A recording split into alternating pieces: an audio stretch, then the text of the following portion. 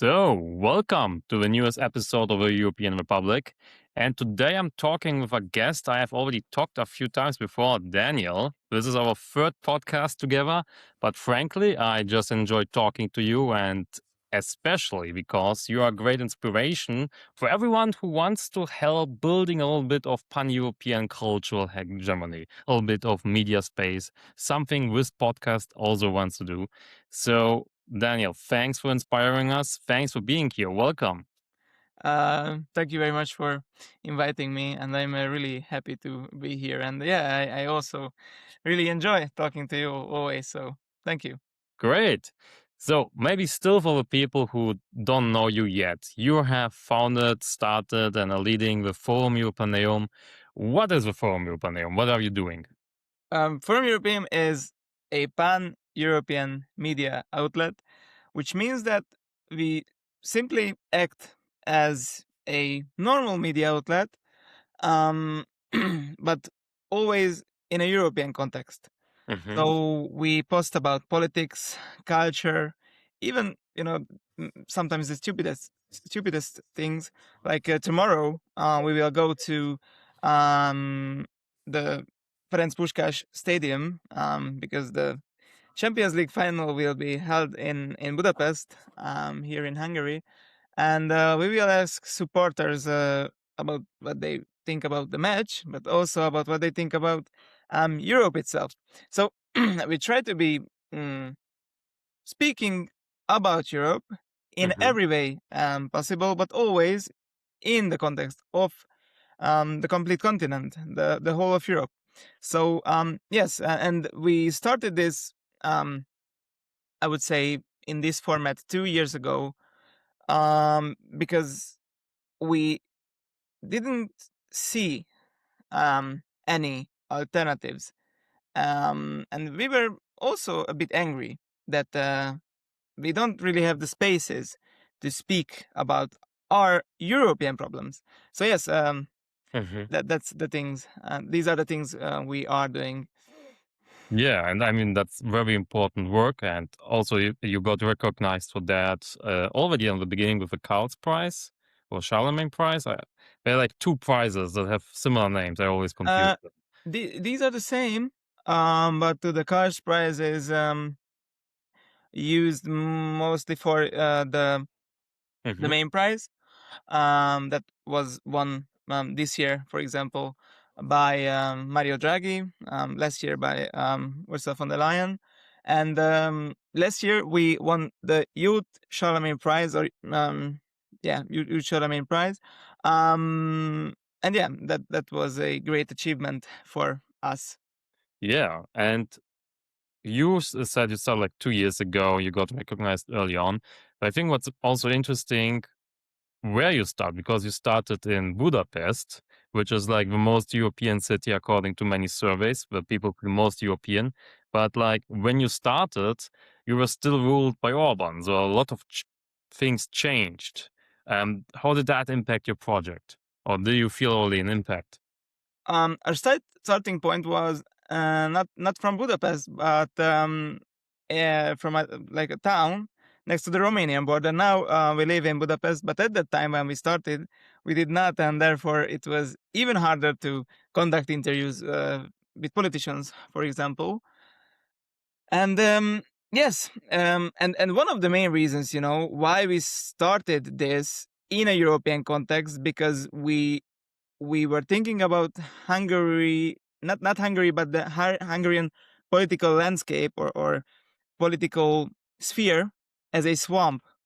If Mm. you go there, you will be in the mud, Yeah. and it's not a great space for creativity and these things. So we were thinking about it, and moved to Europe. Um, And at that time, we spoke with many Hungarian politicians as well in the context of Europe. Um, but about Orban, it's a really interesting question. Um, for many times, I thought that um, we should be viewing the Hungarian political landscape in a very Orbanocentric way, which means that everything is about Orban. Mm-hmm. And basically, it was true for most of the time, but the main, weapon against the whole system, as a journalist, I would say, even if you need to be independent, but as a journalist, is that we shouldn't have seen Orban as like a god or like someone who's untouchable. No, Mm-hmm.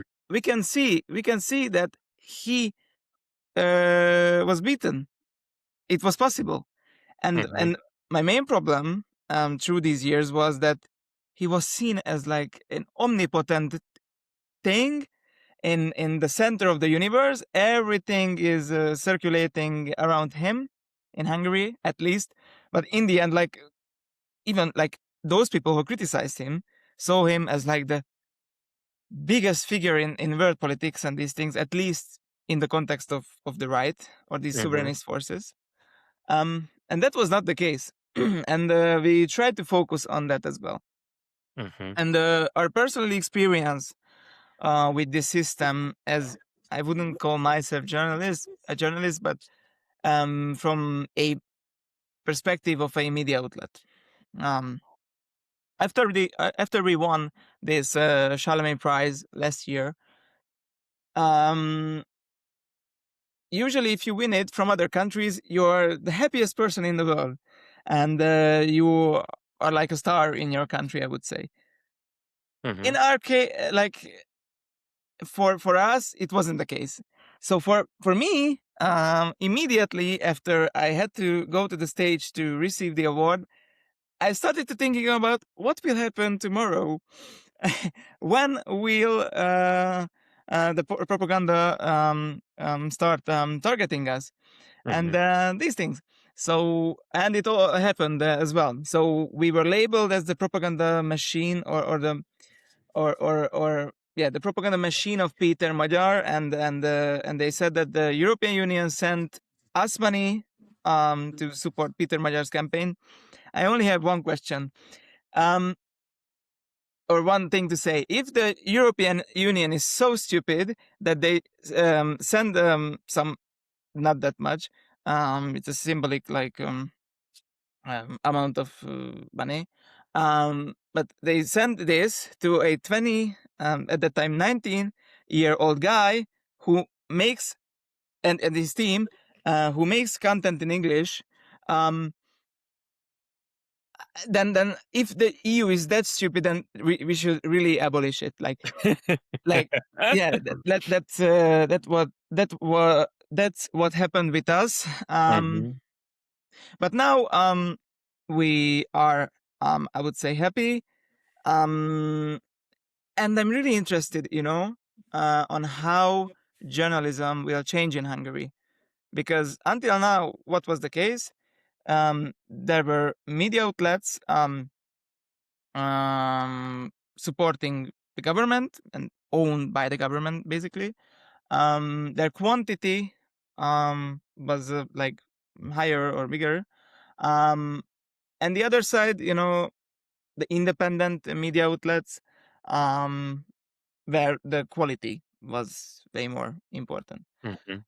And now, because of this Urbanocentric worldview, I really can't see how media outlets, both from the side of the independent media outlets and the media outlets that were supported by the government, I don't see how they will move to this new period in Mm-hmm. Hungary. So yeah. I mean, that's one of the fascinating things about Peter Magyar's victory is that basically, as you said, Orban's party, Fidesz, and the oligarch class basically controlled all the media, and they did a lot of propaganda against him. And he has had basically the independent media, so small YouTube channels, influencers supporting him and his own pages and so on. And still, at the end, he lost. So also the established traditional media in Hungary was, at the end, even quantitatively, they owned probably most of the channels. They couldn't like push back against the internet, even despite people like Elon Musk and the Americans helping Orban, advocating for him on X, JD Vance coming. Didn't they help? The people like organize themselves through independent media, and I found it very fascinating. So, I mean, you are, I think, one of the smaller players on this independent media because you have this European focus. You focus on Europe, but I find it still amazing that you as the Hungarian people, managed to do, and congratulations to that. What I'm wondering is, do you see already how the media may change? Because we had, I'm Polish, and we had in Poland a similar issue with the PiS government and them controlling the media. And after now they left, it's really hard to change things. We have almost a constitutional crisis in Poland. We had to basically shut off the public broadcaster. I think Péter Magyar will have it a bit easier because he has a 2/3 majority, but it will probably be still a painful process. Won't it be? What do you think? Do you see already something happening? Because it's like not Orban alone; it's an entire system, Orban, right? That has to go. Yes, but it's really great that you mentioned Poland. That I wanted to start my whole sentence with that. That's the main difference between Poland and Hungary. And I was scared that that will be the situation. Um, I thought that that will happen, so that we will have a same situation as it happened, like in Poland after Tusk won the elections, but it didn't. So I think, especially because of the fact that these media outlets, or like people, we can also say that influencers, they were not creating content in an organic way. It was like ordered by the government, I would say, Yeah. ordered by Fidesz. And because of the fact that they won't receive more funds, I don't think that 90%. I think that 90% of these media outlets or influencers will be over, so they will stop operating. And speaking about how intertwined and connected these so-called propagandists and the Fidesz are, some of them, like some of these propagandists, literally became members of the parliament for Fidesz. So it's crazy. Like, and the other thing, I don't know if you can see the same thing in Germany or in Poland, but there is a huge variety. Like these characters who were like propagandists were so diverse. So you had, the hooligan who goes to politicians and almost starts to like get in a fight with them, like the intellectual, the rebel who looks like a punk but still supports Fidesz. Like everyone, it's crazy. I heard that it's the same in Russia as well. So Yeah. it's no matter how you act or what you like. If you are a supporter of Putin, then you can be okay. So it happened here as well.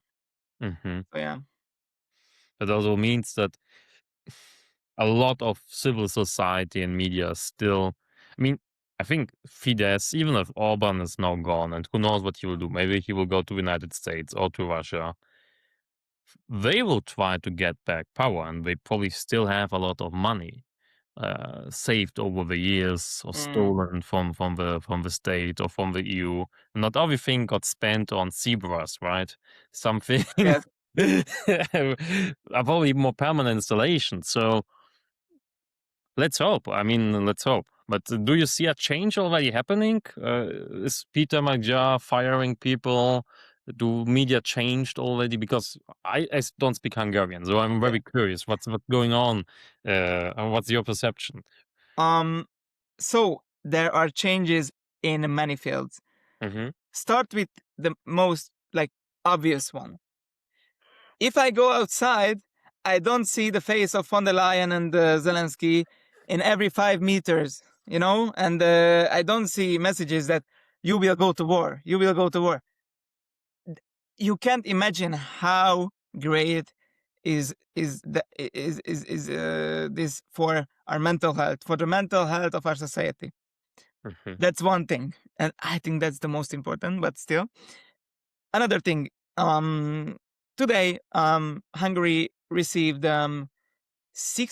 more than 16 billion euros from the European Commission, because Péter Magyar and the government managed to reach an agreement with the European Commission. It was possible in 3 weeks. For Fidesz, it was not possible for years. They couldn't manage to achieve this deal.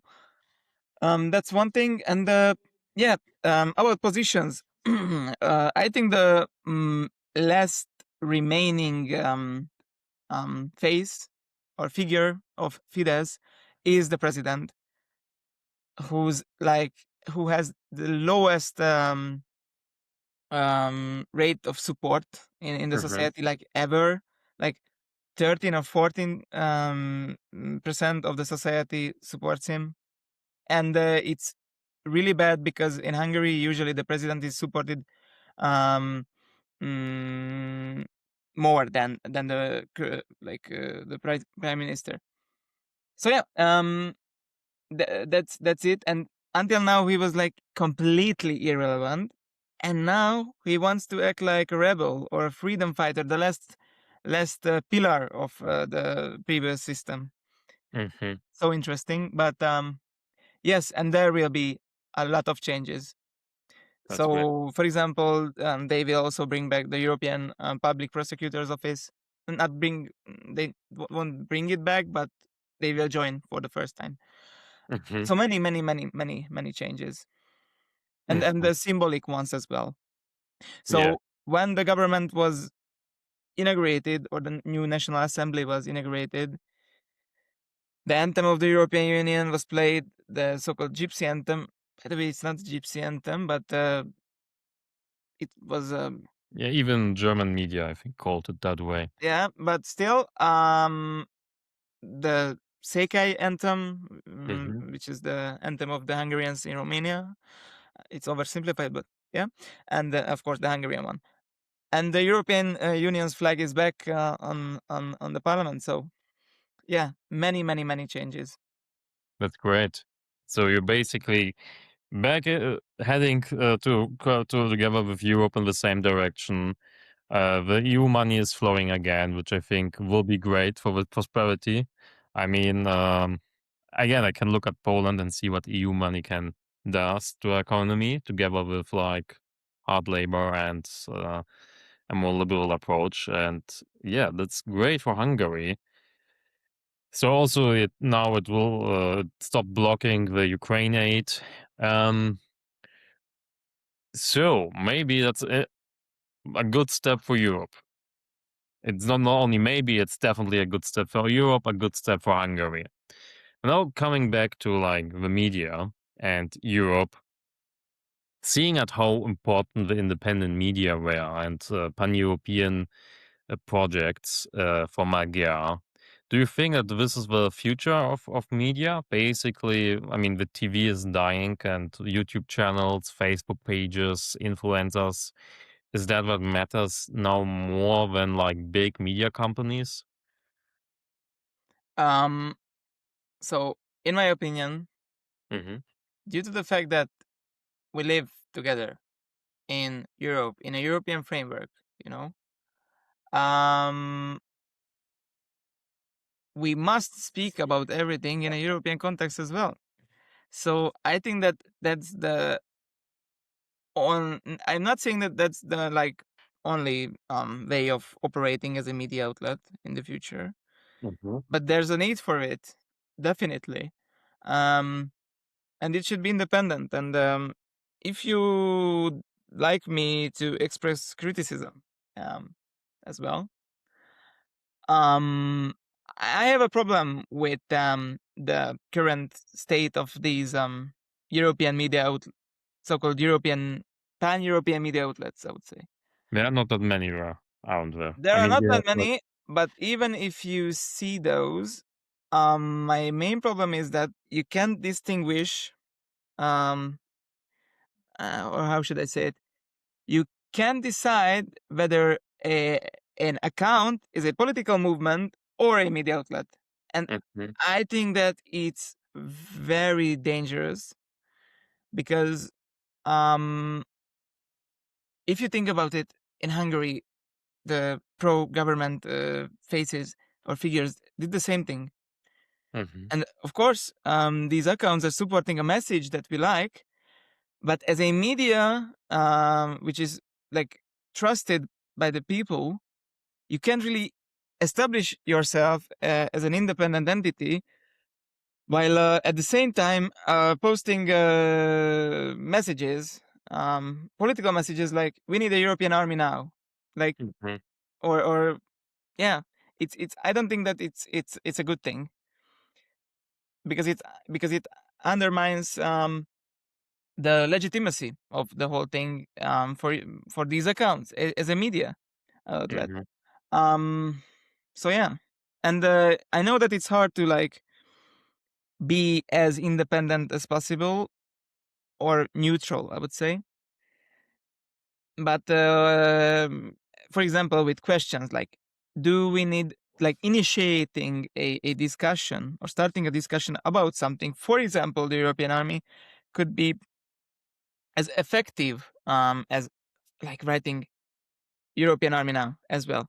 So yeah, mhm, that's the main thing, and we experience that as well. So when many people like contact us or ask something about Forum Europaeum and what we do, many times they think that we are a movement, like, and I think that it's because of that thing that many of these accounts operate with messages similarly to movements. mhm. So yeah. Yeah, I mean that's a very good point actually. That basically, I mean, the task of a journalist, of a media maker, on like systematic level is to be a critical, objective instance that is critical of ideology, critical of the government, and also ideally critical and not affiliated with any political movement, because otherwise you are not a journalist but a propagandist. Um, Yes, and and there are many like accounts that label them as themselves as propagandists, and it's completely okay. I'm just saying yeah, that I mean that's what I'm doing. I'm yeah, not pretending to be a journalist. I'm doing very biased pro-European content.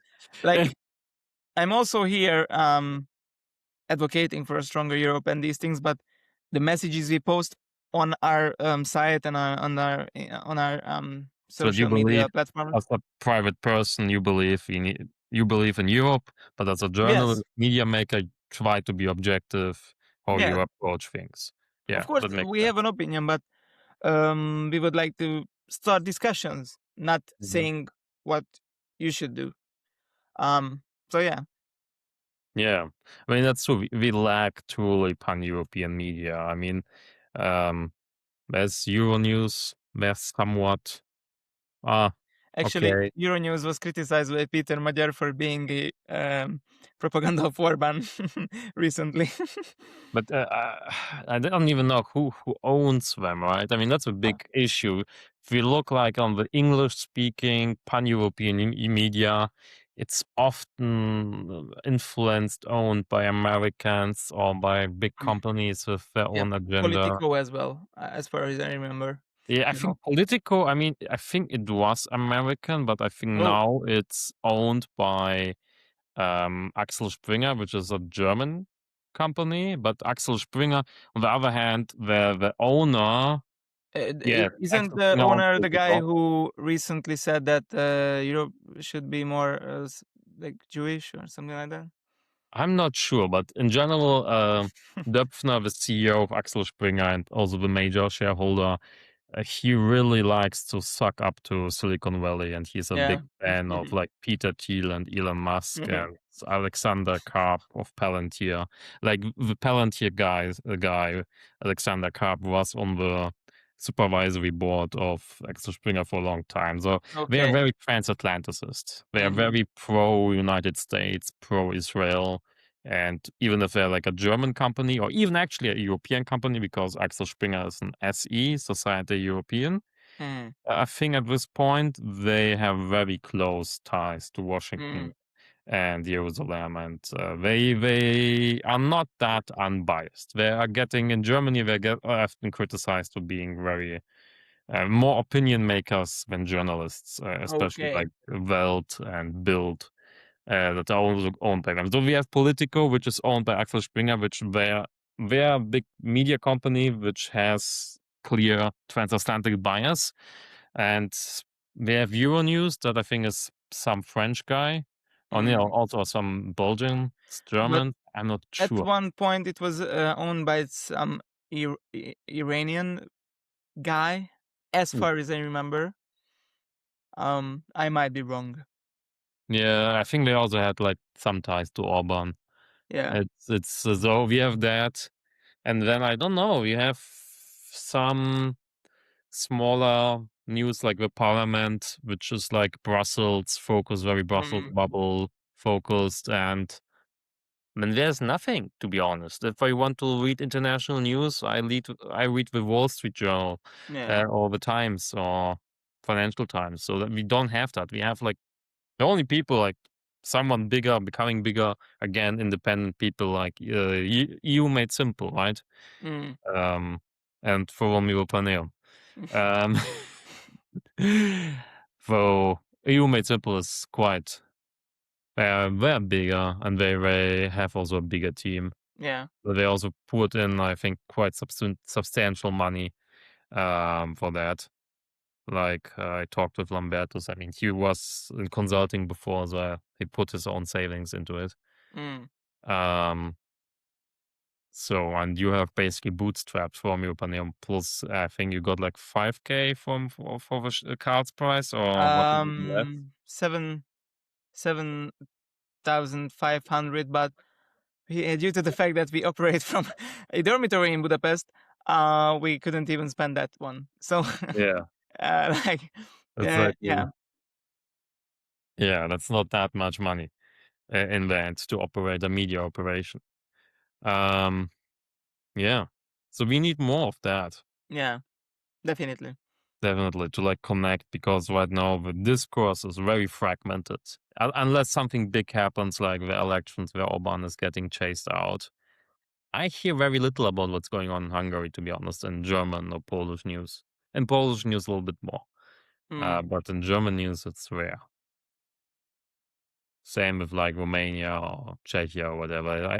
Only time I hear something about Romania is when a Russian drone crashes there. Like, And I also follow these, like, especially the Romanian news in Romanian because no one covers it in the right way. Mhm. I cover it both from Hungarians living in Romania and in Romanian because I don't really speak Romanian, but I understand it. Mm. 'Cause I live next to the border. Because you grew up basically very close. Yeah. Okay. So what do you think should we do, or what are you going to do to change that, to build this European media space?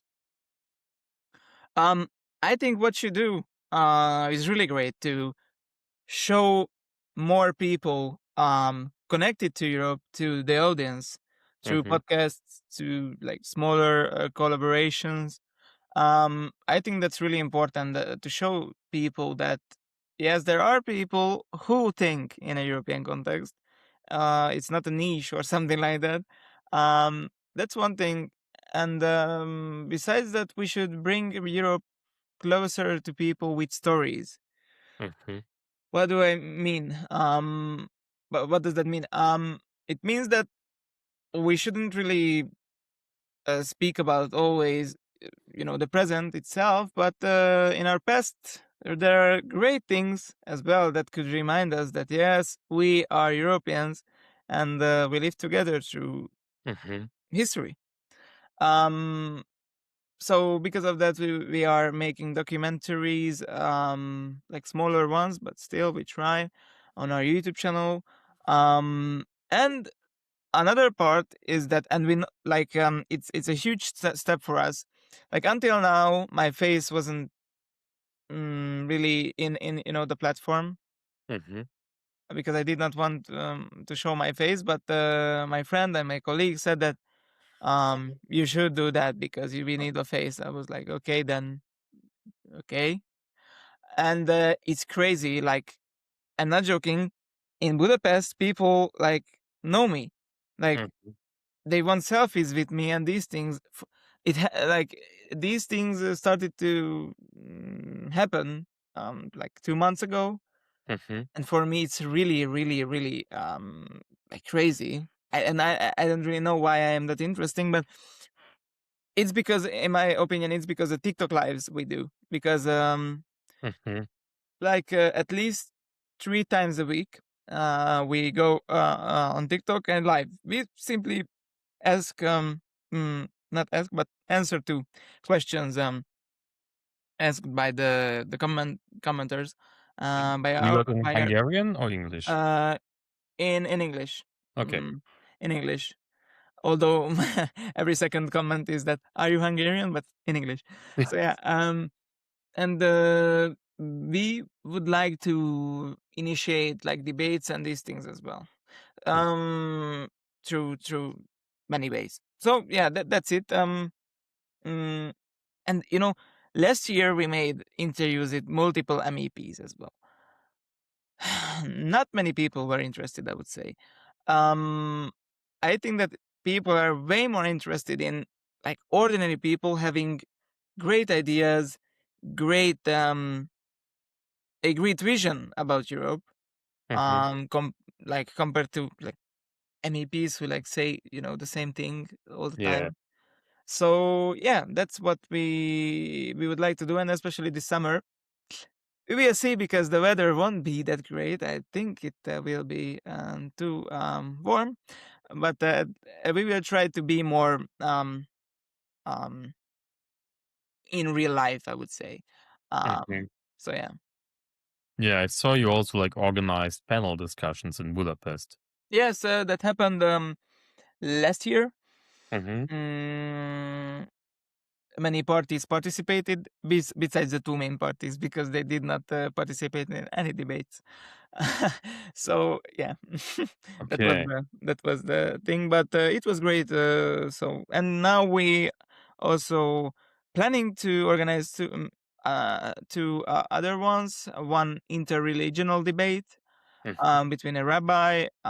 It won't be a debate, but a discussion. So Mhm. they won't debate about who's right. Like a discussion about the state, or the situation of different religious groups in Europe. So we will try to invite a rabbi, an imam, and a priest. And Mhm. the second one is, a simple um, federalist panel discussion. But because of the election, everything was delayed. So yeah, Yeah, I mean, the election was like a very historic moment. yeah. Um, I saw, I mean, your posts on it also went viral quite a bit, and you had a lot of fun in Budapest. I regretted not being there. It's Um, it looked historic and epic. it was epic, but from a content creator perspective, it was really exhausting. Like I think that if we talk about the Hungarian election, we reached like in the combined, we had like 20 million views Wow, on that's the a lot. videos about the Hungarian election just on Instagram, and the You're post, also doing TikTok, so just on TikTok as well. Instagram Yes, as well. Wow. um, and shorts. But our YouTube channel is starting to be more popular Yeah, it's a little right bit now. smaller. So yeah, uh, a if you let me, I will tell you a very interesting, funny story. Yeah, I'm So a sucker for good stories. when so the PiSA party, which won the election, had a party for those, or an event for those people who were waiting for the results on next to the Danube River in Budapest. And we were there. We were actually living on TikTok at that time as well. And it was revealed, like we saw, like when the first results came in, only the 3% of the votes were counted, and Fidesz was leading like crazy, like by a huge margin. I was like, okay, then these might be my last days in Hungary. But in the end, it changed. And then we saw that Péter Magyar is winning.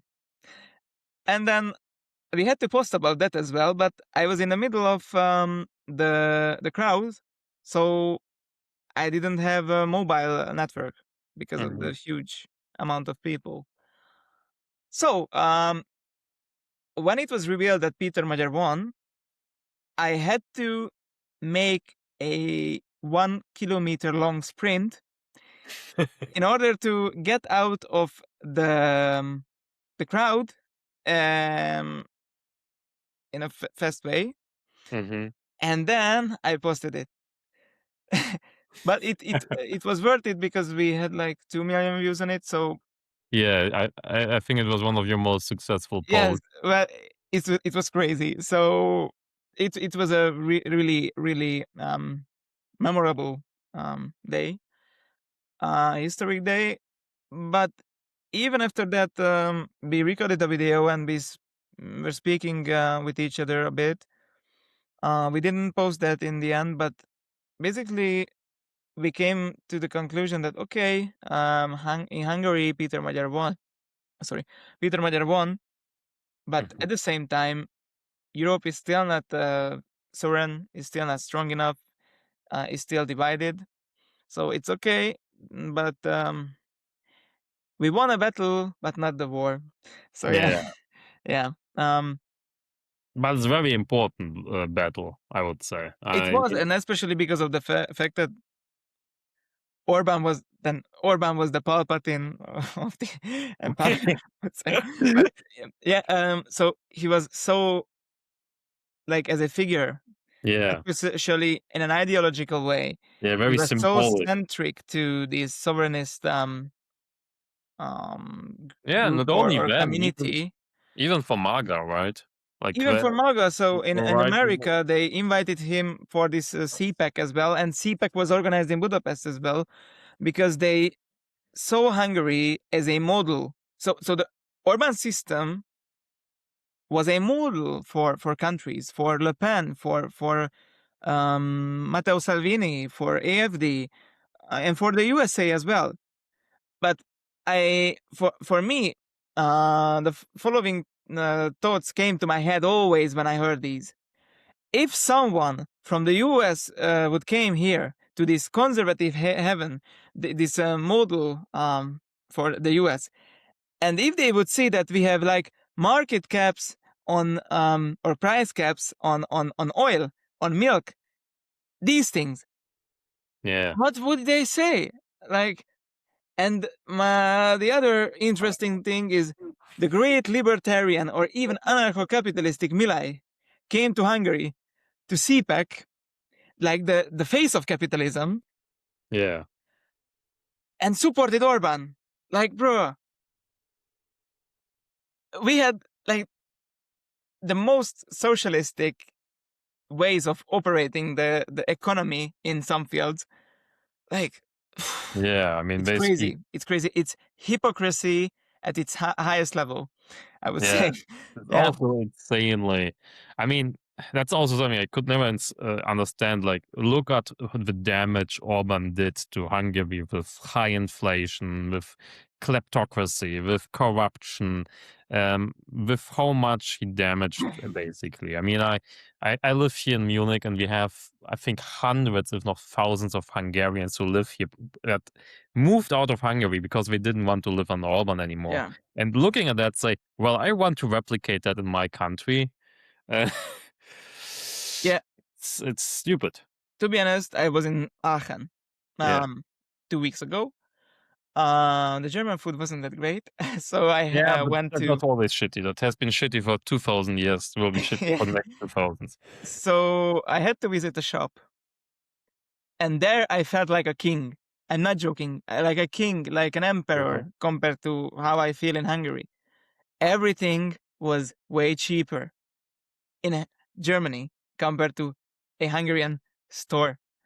I was like, where I am, it's crazy. Yeah, It's you had crazy. crazy inflation, right, the last few years under Orban.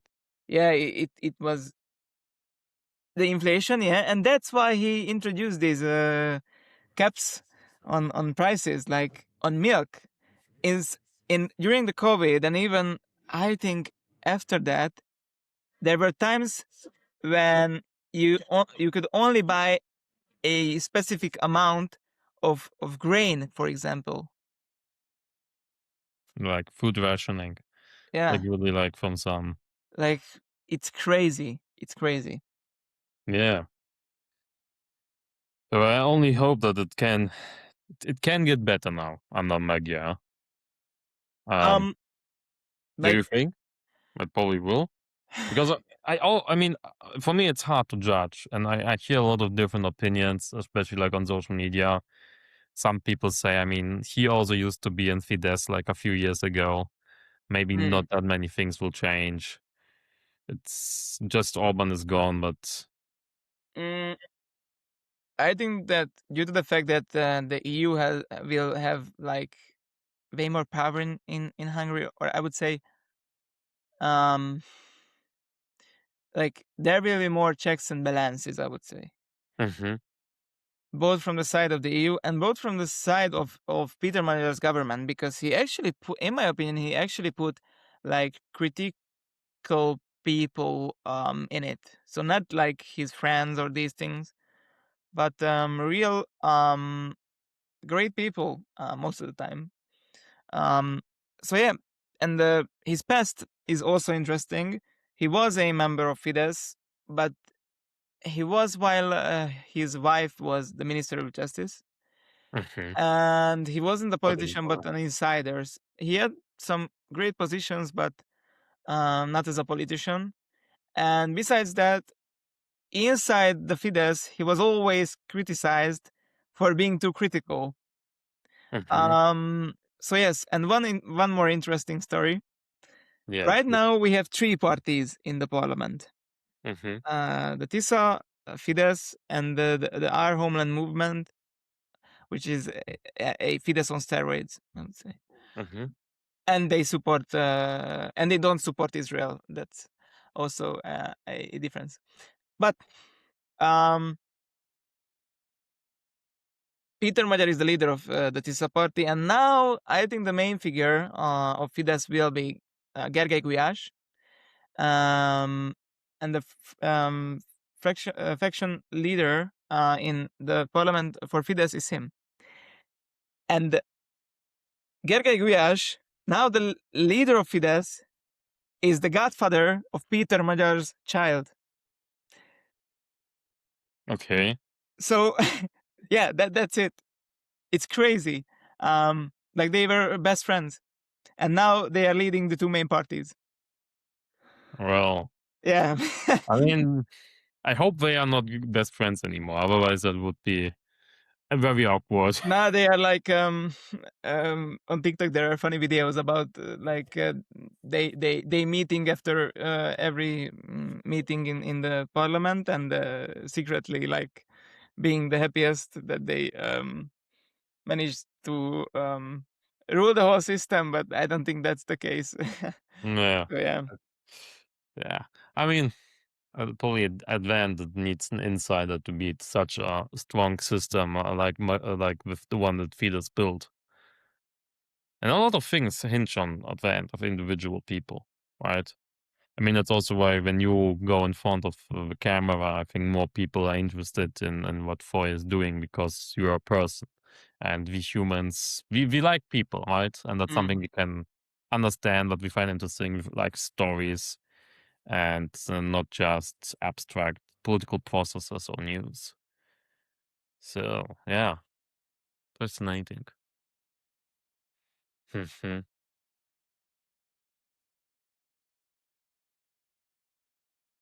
Maybe back to you as a person. What next question, next topic. Where do you see yourself moving now forward with Foy? Because I mean, you're still very young. You're like 20, 21. 20. I just became 20. Yeah. I find it amazing how you like, I mean, you have something like millions of on views on TikTok. You have 25,000 followers on TikTok, I think, 26 on Instagram, something like that, Mm. which is in this niche quite big. I mean, the European space is not that big. We don't have so many influencers, media people in it. I mean, we have EU Made Simple, they're really big. And then there are people like you, I think, then Polish Dane who has like 12,000 followers.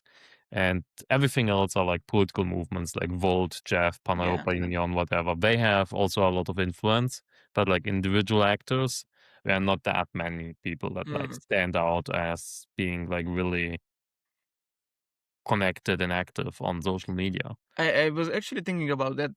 The fact that Europe doesn't have like speak political commentators, like it's a really bad example, but like Nick Fuentes Or Ben and Shapiro or anything from like the that. from Yeah. the left wing, then this Hassan Yeah, Ali. Hassan. I know Hassan, but Yeah. I was like, So Europe doesn't really have political commentators. Maybe Günther Fehlinger. Um, I hope not. I mean, he is basically a meme edgelord, yeah. but you know, like serious commentators, like pundits, we don't have that. Yeah. And it's I'm not saying because I want to be that, but I was actually thinking about this as well. So yeah, how do I see myself? I first of all, I don't think that we achieved that, like that we are that great and we are that big, or I don't think that For, it's a great achievement. I'm like, for where you started, I mean, you just started, right? I mean, you started 2 years ago. We are 20 right now. If you imagine you will keep doing that for 5 years or so, or 10 years, um, this could become really big. Also, so for what you have achieved, a lot of people who try something like this, they get stuck at like having 500 followers and quit. So I yeah, think we already passed some hurdles. basically the main like thing or main tool to grow is consistency. That's it. Yeah, Like in the last years we weren't that consistent, but this year we post like at a lot. least once a day. But for example, today we already posted like 2 things. Yeah. Um. So yeah, that's it. It's there's no like secret weapon, I would say. For that. It's just that you Just need do to it. be consistent, and I think that if we are able to maintain this consistency, then we will see what happens. We like to do it, so it's not like something. It's a hobby for us at this like right now. But we have a lot of opportunities as well, so we can travel to many places for free, to conferences and these things. It's great. And we will see what happens after that. Mhm. We would like to focus more on YouTube from now because you can't really monetize Instagram or TikTok. We are not doing it for money. It's just that in that way we could build more things. Yeah. So yes, that's it. And yeah, I, my main the thing that I like the most in the whole thing is that I or we as a team can like meet so many great people. Um, really great people. Like you as well, and many others. Um, that we can build a, I would say, group of friends in a European level, and I think that's the most important. And through friends and relationships, maybe. Hmm. These are the things that make you feel European the most. Yes. Not like institutions, symbols, but these experiences that you can experience together with other Europeans. So Yeah, yeah, the community, the networks. yeah. That I mean, that's great door opener what you're doing, and also something that like brings us as Europeans together. Um, but you said you said several a few times us. How many people are actually involved in Forum Europaeum? I just realized. Um, I know you're like the face of it, but but as I told you, I mean, I wouldn't say I'm a face of it. I just have the most opportunity to participate in things, or in yeah, different things. Um, we have like 4 people, uh, including me. But I'm doing the most things. So the 99% of the things you see on Instagram and on TikTok, or the visual things are done by me. And the on YouTube, especially on YouTube, my colleagues are helping a lot. So, yeah, we are a group of 4 friends in a dormitory, and that's a really good way of operating. Because guess what was the movement, which was started from a dormitory? Fidesz, uh, one of the most successful, or I think the most successful party, um, and after the call, like after the 90s, in the complete European. Oh, sorry, I will change uh, back to the European Union flag. what So flag yeah, was that? I didn't see that. It just changed. that was a Portuguese. I hope that they will win the World Cup, but still. So yeah, I we are a group of 4 friends in a dormitory. Awesome. I mean that's great. Like living together. Um, and I mean dormitories. They have not only produced Fidesz, but they have also produced a lot of startups and Yeah. political movements. Um, but yeah, dormitory in Budapest. Probably you basically after the evil Fidesz, you are the good dormitory spin-off. I mean, in when they started the whole thing, they were good as well. True. I So mean, we might turn the like most evil pro-Russians in the future. We will see. well, once you get the power, the money, and the fame, you will get corrupted. I mean, like Orban. Orban said also was a very idealistic, more liberal guy. I Yeah. think once he got into power, he was like, "Oh, I Now, like that. I will um, turn evil." we could argue about the figure of Orban, but the whole like community was great. Actually, in the first for the first time, they wanted to put socialists in the name of Fidesz as well. Um, and Okay, Orban you was know that. also a member of the Communist Youth Wing, or KISS, like Communist Youth Alliance, let's say. Mhm. Then he became a liberal guy. Um, then he was like a Christian Democrat after 2006, when he lost the election for the second time.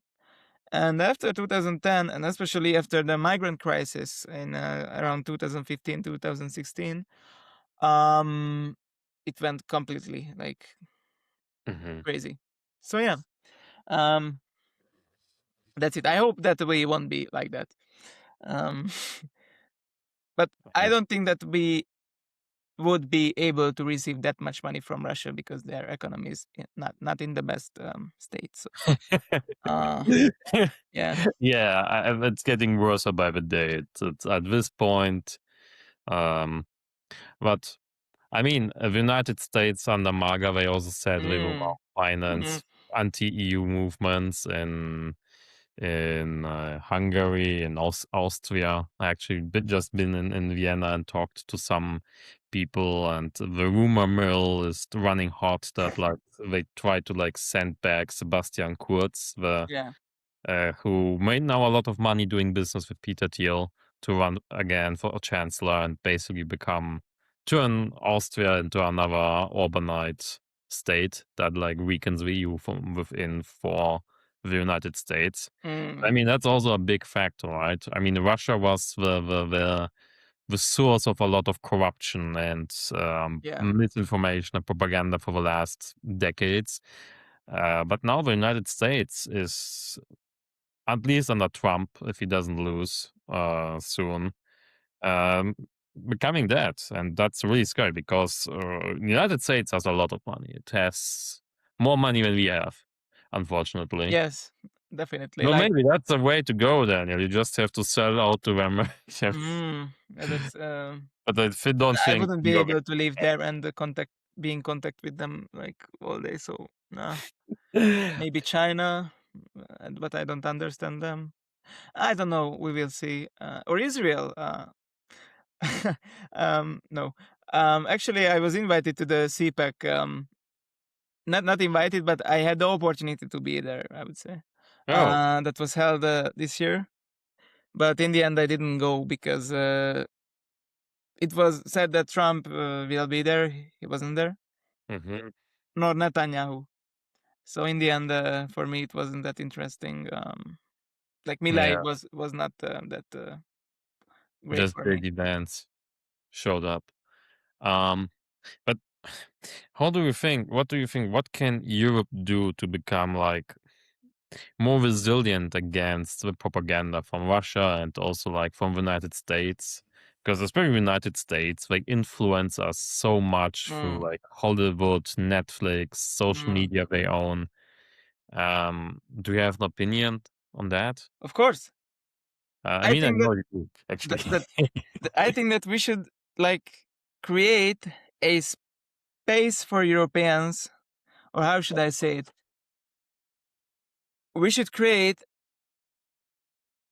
a European identity, or it's already there, but we Mhm. should propagate it like the Americans are doing it. Because until the complete European society is waiting for the new episode of the third season of Euphoria, they won't think about, won't think about the fact that they could think in a European context as well.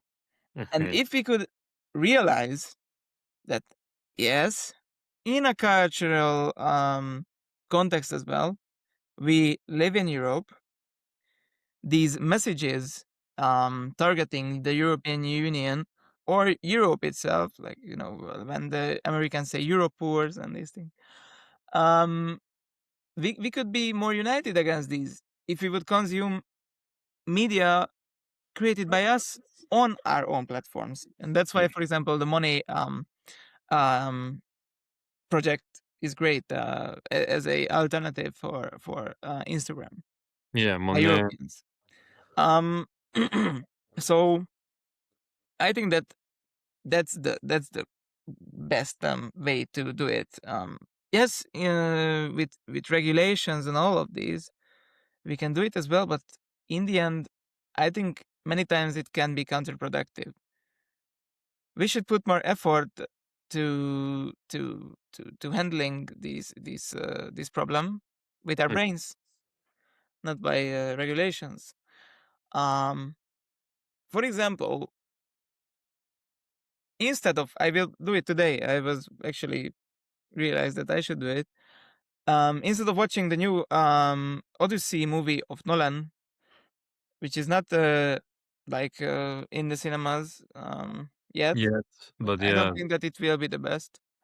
No. Besides that, we should do the or sorry, watch the European version, which was I think made in '68 or something like that. I will watch it today, Oh, and that's we should realize that there are alternatives, and yeah. yeah, But I think several like Odyssey mm, versions. I think the Italians did one. Well, some Italian movie studio did one in the 1960s or 70s. There's one Spanish production. I think also one German. There are few, but there. I mean, again, the yeah, problem is you have like German cinema, you have like French cinema, and all of them alone have not that much money and that much mm, like resources as has like the USA, right? Because the USA mm, like 400 million people and Hollywood is big and yeah. yeah, and we don't have a European Hollywood. Even No, India has Bollywood. yeah. India Uh, has Bollywood. It also has in the Tamil part of it a different like Tollywood or something like that mm, in the south of India. Uh, there's Nollywood in Nigeria. Of course, we know the Korean I think that I just drank a energy drink which had like a Squid Games logo on it. Hmm. We have the Korean. It's not just cinema, but like complete like soft power with Yeah. BTS. Like BTS is acting like an ambassador for South Korea. I just saw that they met the president of Mexico as like and there were a huge crowd in front of the presidential palace Wow, I in didn't know Mexico. zero. Yeah, Hmm. it's crazy. And yes, we don't have a European Hollywood, and that's a problem. But I don't think that it should be, about the money. The If there's one thing that we should spend money on, that should be the distribution of these movies. Hmm. And besides that, I don't think that we should like make movies in one language and these things. I think that these like words or countries in the field of cinema are connected with each other right now as well. Hmm. A great example is the whole like legacy of the Austrian director Michael Haneke, who made a lot of great movies in German. For example, um, mm, mm, mm, mm, mm, mm, my favorite horror movie or thriller, it's between the two, Funny Games, which actually had an American version as well, but it's way worse. Um, yeah, and the French side of his works, like The Piano Teacher. Hmm. Um, and in like some movies, he also reflected to the migrant crisis and these things.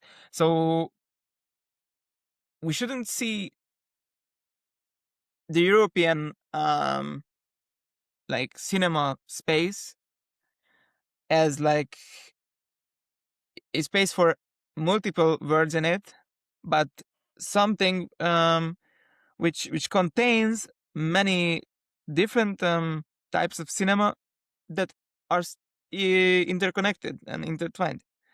So yeah, Hmm. and we should focus on that, in my opinion, and create movies about our identity as well. How we are Europeans, how we are Hungarians, and how we are Hungarians because we are being Europeans. And these things. So it's not about like losing our sovereignty. So yeah, we should be all in all, to get to a conclusion. In my opinion, we should realize that yes, we are able to. I mean, Europe is often called Paris is often called the capital of arts. But can we feel that? Can we feel that Yeah.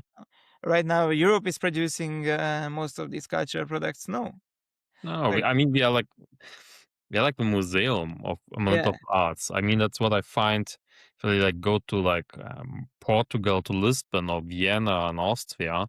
I often feel like a sense of like depression because it's very beautiful cities, but you are feeling like, I mean, in Vienna it's very beautiful, and especially you have this imperial buildings, but it's like the corpse. yeah, It's like that. It's like a big museum. This is not the grand Habsburg Empire is gone, and now you have like only like the past, and there are a yeah, lot of nice buildings, but we don't build them anymore. And the only things, there's some arts where we very good still, like I think Viennese opera and musicals are still world class. I think the only musicals that are probably as good are probably New York on the Broadway. But if it comes to cinema, like Germany, for example, before World War II was uh, yeah. world leading movie producer. After World War II, I mean, for reasons, the Germans destroyed that, or the Nazis destroyed that by turning everything into a propaganda machine, um, But and by even America sorry, becoming hegemonic. like even Lenny Riefenstahl was like, yes, he made movies for Nazis, she made movies for Nazis, but even after that, she was said to be great. Mm. But now we don't have that. I mean, Yeah, we do have that, but they are not acknowledged um, by the whole world. yeah, and we don't like get the resources, and we don't have the reach, right? Yeah. Everything like, but yeah, we have to like revitalize a Like, bit European culture. if you think about it, what was the last European movie that was interesting for you enough interesting enough for you to go to the cinema? Oh shit. Um, Frankly, I don't remember if I have ever been for a European, or I think I have been for European movies in cinema, but probably like 10 years ago. And then it was like not that great. Some comedies, think like French comedies. I watched Mm, a few like with Monsieur and his daughter, something like that. yeah. I forgot the exact title, but it's like 8, 9, 10 years ago, if not Mm, longer. Some French comedies. And beyond that, I like science fiction and movies, especially. I mean, science fiction, Dune, and so on. It's all produced by yeah. Americans. Um, the big like imaginations of what future could be. Yes, Um, that's the main problem. We don't have our Star Wars or yeah, like movies like Star Wars that are important and a once in a lifetime memory, a generational experience for generations. I think in our generation that's Dune actually. yeah, For our parents' generation, it was Star Wars, or our grandmother's yeah. generation. I don't know. I think the thing is, it's often also the resources, because I mean we have great intellectual properties, even if it comes to like big ideas. Like, I mean, okay, Harry Potter is British, James Bond is British, Warhammer 40K is British, Lord of the Rings is British, for example, but the Lord of the Rings series is now done by Amazon and owned by Americans and produced in America. James Bond has been also bought by Amazon Prime, and they are producing the new James Bond movies in And I America. think that the new guy who will play James Bond won't be British. Uh, Probably. I might be wrong. Yeah. Probably will be an American because the Americans own now. Warhammer 40K is also British and a big sci-fi genre, and Yeah. they want to produce now movies with Henry Cavill, but Henry Cavill is also an American actor. What did I also say? Harry Potter. Okay, now Harry that's Potter. also now owned by HBO, which is also American. At least for the first movies, they did it everything in England and Britain because J.K. Rowling insisted on that. But now they are making a series like remake, and this will be also made by American companies. Um, so everything is like basically, even if like the UK or like Europe produces something that's like original and has like mass potential, it gets bought up by the Americans. Yeah. Even like for example, also there's, I don't know if you know it, the Metro 2033 book series, or Yes. which were also video games. Yeah. I love it. It's one done by a Russian author, but Dmitry Glukhovsky. But he also like moved to I think France or Germany because he's very anti-Putin, and the rights to make a movie out of his I mean Ukrainian game studios made video games out of his novels, but there's also American company bought the rights to make movies out of his books like 10 years ago, and they bought the rights and they sit on it and they don't produce any movies. It just is rotting away in some American um, company that holds to it. Um, Yeah. It's crazy. And you know what's interesting as well? If a country, for example, can produce great culture products, what happens? In Hungary, the following happened. They invited a guy, a producer, I would say, or a director as well, of Hungarian descent, Andy Vajna, Mhm. From America, and he will bring America to Hungary and revitalize the whole film industry. That's what happens always. That we like, even if we want to do something, we rely on Americans. So you're completely right. Like, Yeah. it's crazy. Or even, I mean, where we have still a good industry, surprisingly, is like, I think, in Scandinavia. Mm, yes. The we have, I mean, we have like Silicon Valhalla in Sweden, where they have like Spotify, which is like the only European social media platform. But even what I find very funny, you know Lars von Trier? It's like Yes, a of course. Danish Of course. regisseur, movie producer. Yeah. The guy, he has never been in the United States in his entire life because he is afraid of flying. So he Oh, doesn't enter planes. But he made like an entire movie trilogy that takes place in the United States. So even if you like have a Scandinavian movie producer yeah. who does produce all his movies were also shot in Denmark and Sweden, and who has never been in his life in the United States, he will make movies that take place in the United States. Yeah. Because the United States, because Hollywood is so big, it's so dominant, I think, in our collective imagination that even if you're like Lars von Trier, you have never been there, Yeah. it feels natural to tell your stories as taking place in the United States. Yeah. I think Like, that's very fascinating, but also very sad. But yeah, it's like the center of gravity of our collective fantasies. yeah. Well, he has so many great movies. That Yeah, he's a great guy. Europa movie. But he was sometimes he was a bit controversial. Yeah. With Hitler and these things. But yeah, another example. As far as I know, the Rockstar Studios is originally from the UK, and they also put their video game GTA, the most known video game, in the US because like that's the place of entertainment, I would say. And there was a GTA London, but it was still 2D. Uh, So like yeah, it's always like that. yeah. I mean, even like the largest European, I mean, Europeans, but we are quite good at actually video games, I would say. Like, if you look, Yeah, we have a very strong Ukrainian game industry and Polish game industry and Czech. French with Oh, like Ubisoft and so on. But Ubisoft got now bought yeah, by a Chinese firm. yeah, yes, yes, yes, yes.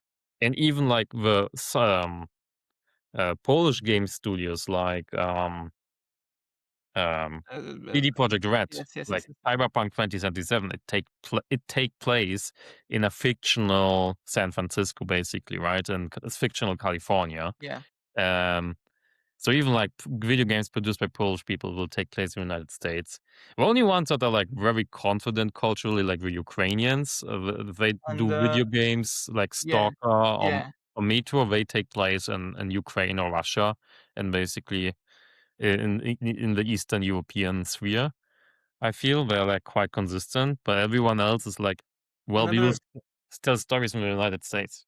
another great example, and that's I think my favorite game full time. I'm playing it right now. I play the first part as well. Like uh, from the Czech Warhorse Studios, or that I think that's the name. The Kingdom Come Deliverance 2, which is based Yeah. in the medieval times in Czechia. Yes. Um, and it's really great, especially because the enemies are Hungarians and they speak Hungarian and yeah. But it's completely like realistic in my opinion, and Mm. it wanted to be like based in Czechia, like in every single way. And for me, it's so great that I have a game which is connected to Europe and its culture. It's crazy. So yeah, there are good examples as well, but that's not the majority, I would say. Yeah. That shows that, I mean, at least we don't dominate in literature and movies anymore, but in video games, I mean, Europe still has a good industry. Yes. Um, yeah. Oh, maybe, but that's something I think neither of us two will expand into. I mean, actually, when I was 12 years old, mm, mm, and 13 years old, I like basically scripted together some video games with my brother, and I thought about doing that, but I realized it's just very. I like to write more Yeah. than doing that because it's very time consumptive. Um, but we like got off the rails. Yeah. What do you think? What can we do to like change that? Do we have to be more confident? Because what I hear a little bit, if I look at like more eastern parts of the EU, like Central and Eastern Europe, in the cultural production, they are more confident and not as Americanized as the West. Can we learn something from like Hungary, Poland, Ukraine, maybe as Europeans? Or should we? I personally think we should probably, but Like in order not to be that Americanized. yes. Yes. I mean, we should also acknowledge the fact that, of course, the Western European countries are more connected to America. But at the same time, we should realize that or Western European countries should realize that they have more in common with Eastern European countries than with the US. So, Yes.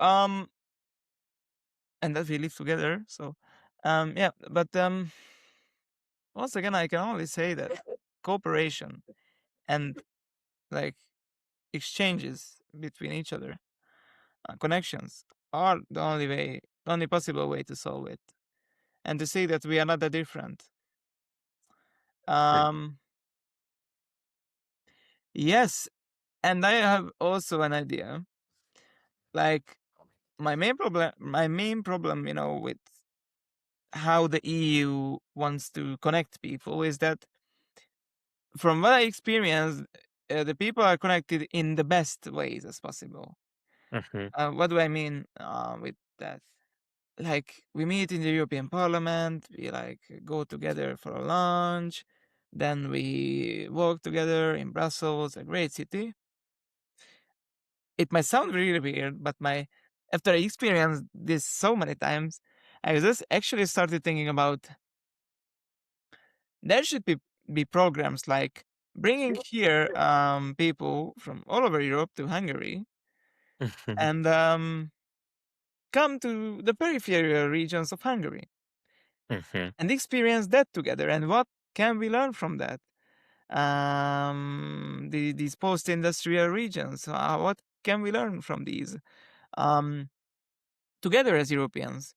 Mhm. Um, and how should we solve these situations on a European level? So these um, segregated zones as well, for example, because there are still in Hungary segregated towns and these things.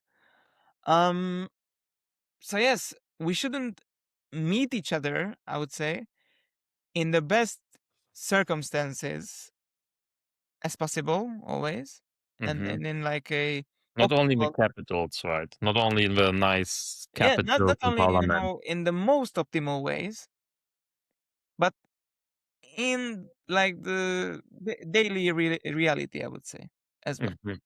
It might sound really stupid, but No, it I was sounds actually thinking about that. it's something I talk with a lot of people about. I also like someone who's trying to build something like that is also like Arthur Quinn. I talked to my last episode in Vienna, who's also saying like Mm. the problem is basically even if we have like programs like Erasmus, we just like exchange people between the capitals and if you do like an Erasmus, for example, okay, it's again you only like university students who speak English meet each other and they all live in the big cities and the big cities across Europe are becoming more and more similar and especially in the academic bubbles. Yes. So it's like not really getting in touch with the culture and the people. And that's what we also have, I think, this growing divide in Europe between the people who are very like mobile and who have traveled a lot across Europe, who speak English, who are like at university or have studied, and people who have more ordinary lives or who don't have an academic background and who, for example, live in some small town And for them, they are not as connected with someone else in Europe, right? So basically, you have like Europe is becoming like two worlds, Yes. like local, regional Europe and the interconnected big city, academic, urbanite Europe. And we have to break out of that, Yes. connect with people, give the people some voice. But it's hard to do. What you said, your idea that maybe we should basically send the people to some towns in Hungary and meet there instead of inviting everyone for some conference in Brussels. That's it's actually maybe a smart move. Yes, and we shouldn't, of course, we shouldn't do that like it was done in China. Like, uh, the current leader was also sent to the countryside to work and this thing. I'm not saying that, but Mhm. and I think that Nazi Germany also did that for women, as far as I remember. Sorry for. Yeah, we shouldn't force people to do that and shouldn't be permanent. Yes, yes, yes. That's But clear. for Like, example, a concrete like example from a topic which is very important for me. mhm, Having a Romani or Roma young person in Hungary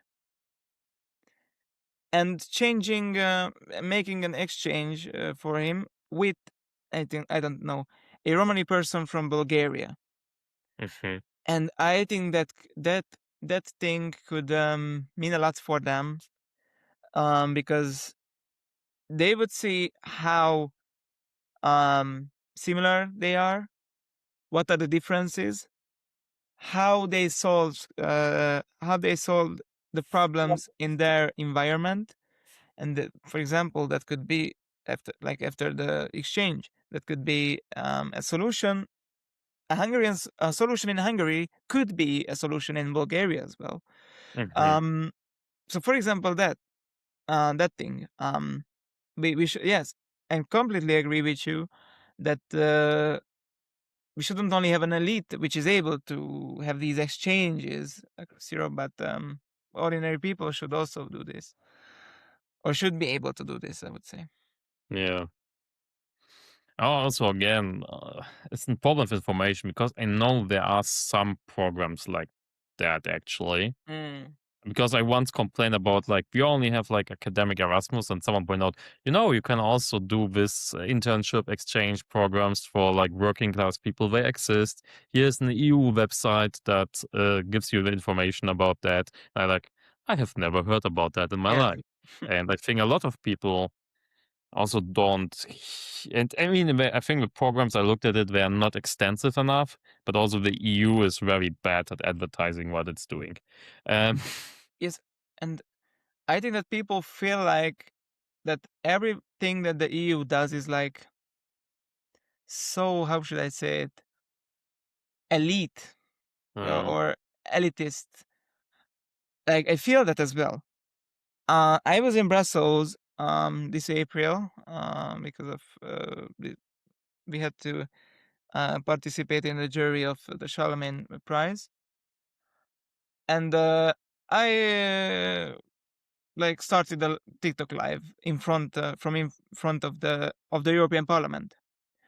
Every second comment was like, "Are you a diplomat? Are you a politician? Which ambassador are you?"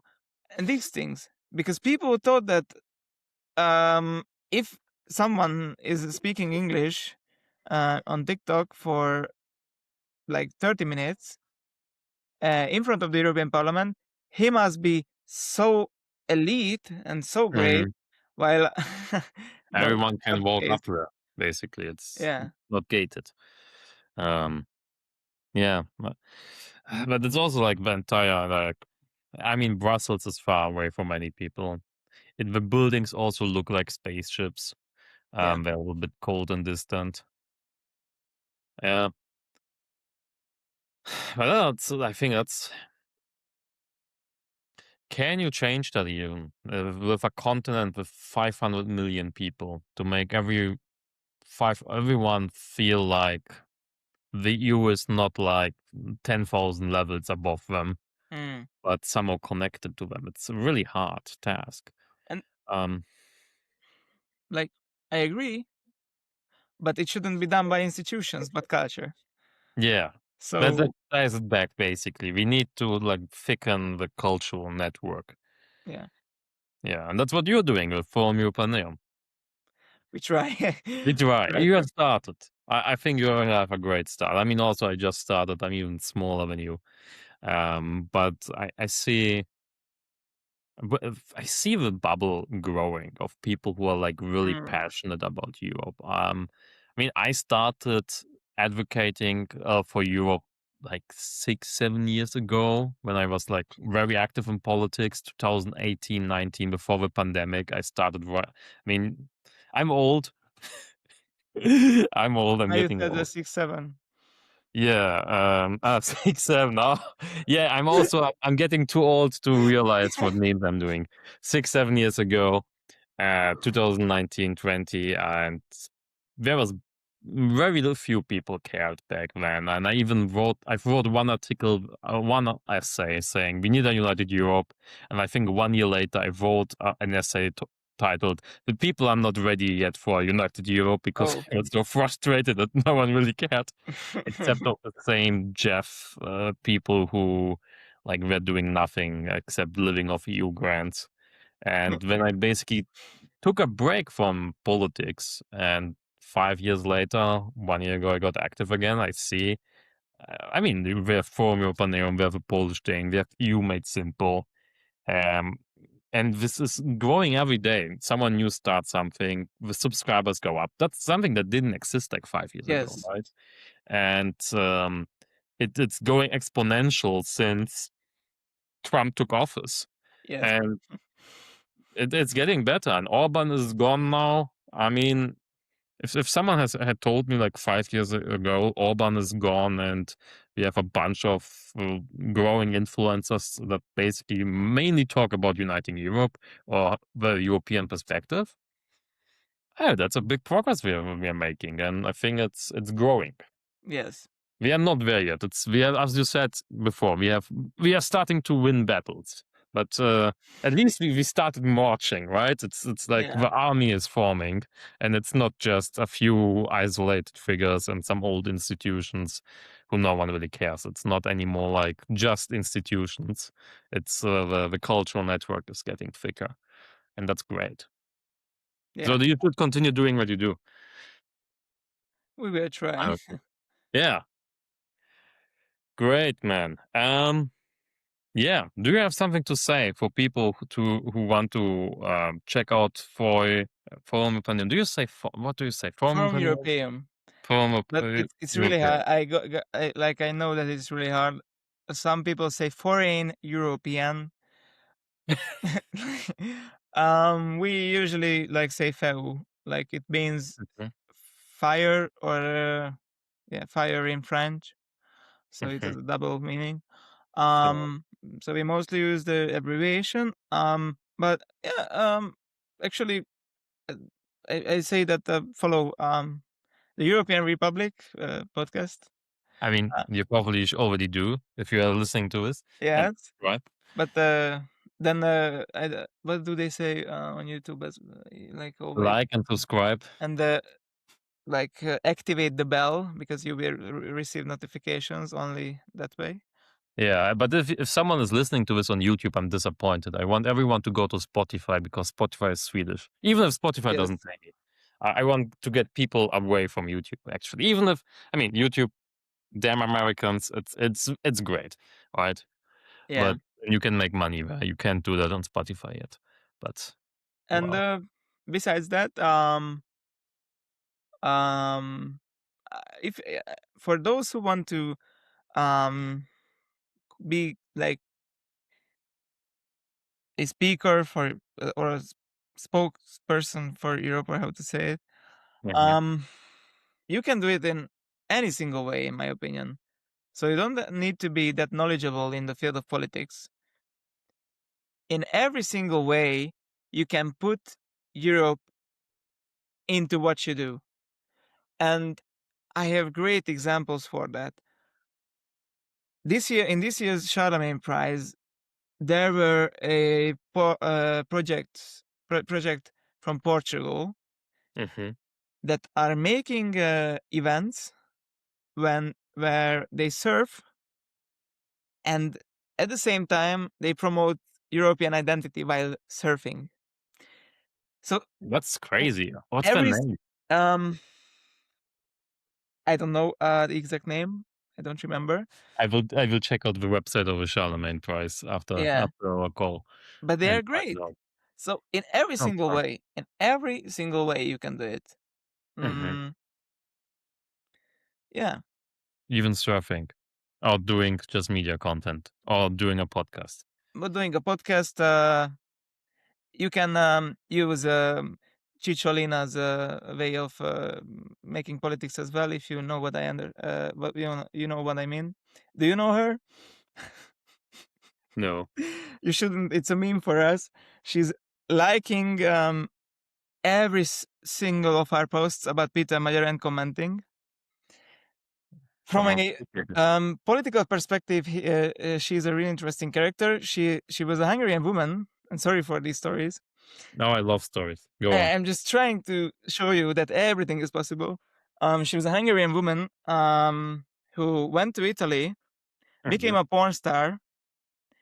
After that, she started to advocate like and send political messages like in the context of mm, pornographic videos, and then Mhm. she became a member in the Italian parliament.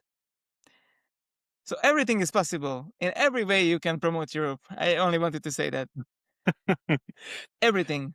So yeah, that's it. So we shouldn't really focus. I mean, we should, but focusing on politics in a European context is not the only option. Yeah, you have to live Europe. A culture is Yes. a practice, something you do, you live, you consume, you produce, Yeah. not something you just debate. And not only that, it's not only politics. Yeah. Yeah, great, Daniel. It was a pleasure talking to you, man. It's Yeah. always this. I'm looking forward already to our next podcast, whenever that will be. Maybe in a few months next year. Uh, keep on doing, everyone. Yeah, thanks for listening, and check out Forum Europaeum. Yeah. Thank you very much for the invitation and bye. Thanks. Bye.